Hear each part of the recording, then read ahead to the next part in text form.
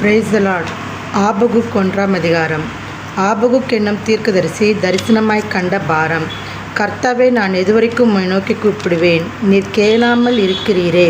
கொடுமை நிமித்தம் நான் எதுவரைக்கும் உம்மை நோக்கி கூப்பிடுவேன், நீர் ரட்சியாமல் இருக்கிறீரே. நீர் எனக்கு அக்கிரமத்தை காண்பித்து என்னை தீவினையை பார்க்க பண்ணுகிறதென்ன? கொள்ளையும் கொடுமையும் எனக்கு எதிரே நிற்கிறது, வழக்கையும் வாதையும் எழுப்புகிறவர்கள் உண்டு. ஆகையால் நியாயப்பிரமாணம் பலனற்றதாகி நியாயம் ஒருபோதும் செல்லாமற் போகிறது. துன்மார்க்கன் நீதிமானை வளைந்து கொள்ளுகிறான், ஆதலால் நியாயம் புரட்டப்படுகிறது. நீங்கள் புறஜாதிகளை நோக்கி பார்த்து ஆச்சரியப்பட்டு பிரமியுங்கள். விவரிக்கப்பட்டாலும் நீங்கள் விசுவாசியாத ஒரு கிரியையை உங்கள் நாட்களில் நடப்பிப்பேன். இதோ, நான் கல்தேயர் என்னும் கொடிதும் வேகமுமான ஜாதியாரை எழுப்புவேன். அவர்கள் தங்களுடையதல்லாத வாசஸ்தலங்களை கட்டிக்கொள்ள தேசத்தின் விசாலங்களில் கடந்து வருவார்கள். அவர்கள் கெடியும் பயங்கரமானவர்கள்.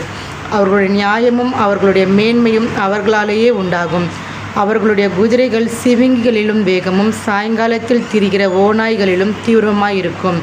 அவர்களுடைய குதிரை வீரர் பரவுவார்கள். அவர்களுடைய குதிரை வீரர் தூரத்திலிருந்து வருவார்கள். இறைக்கு தீவிரிக்கிற கழுகுகளைப் போல் பறந்து வருவார்கள்.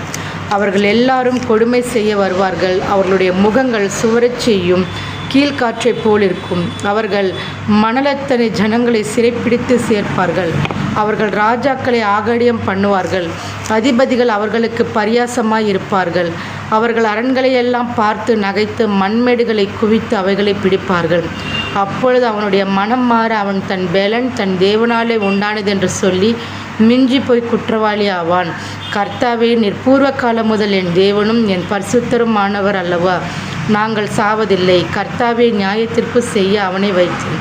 கன்மலையே, தண்டனை செய்ய அவனை நியமித்தேன்.